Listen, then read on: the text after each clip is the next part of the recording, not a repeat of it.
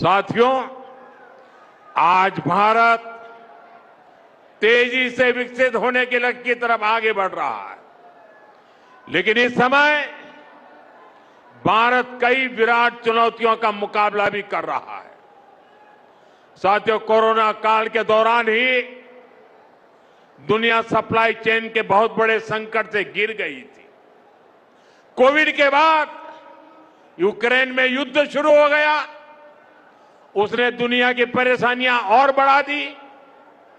Food, fuel, fertiliser, इन तीनों चीजों पर गंभीर प्रभाव पड़ा।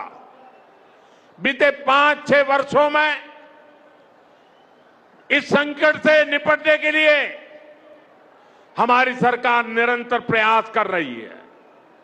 आपको याद होगा, उस समय और आज भी फर्टिलाइजर की एक बोरी दुनिया में 3-3 हजार रुपये में बिक रही थी। एक बोरी का 3,000 रुपया। कितना? आप बताएंगे एक बोरी का कितना? आंकड़ा नहीं, बोलिए मुंह से। 3,000 रुपया एक बोरी का कितना? और भारत के किसानों को वही खाद की बोरी 300 से भी कम रुपये में दी जा रही है।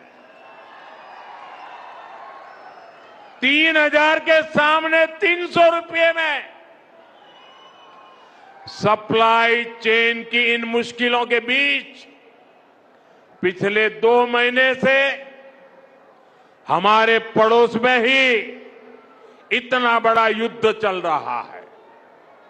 इसका असर पूरी दुनिया पर पड़ा है और भारत पर तो और भी गंभीर असर हुआ है।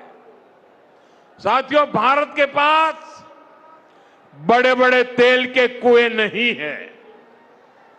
हमें अपनी जरूरत का पेट्रोल, डीजल, गैस, ये सब बहुत बड़ी मात्रा में दुनिया के दूसरे देशों से, बाहर से मंगाना पड़ता है। युद्ध की वजह से पूरी दुनिया में पेट्रोल, डीजल, गैस और फर्टिलाइजर के दाम बहुत अधिक बढ़ चुके हैं, आसमान को भी पार कर गए हैं।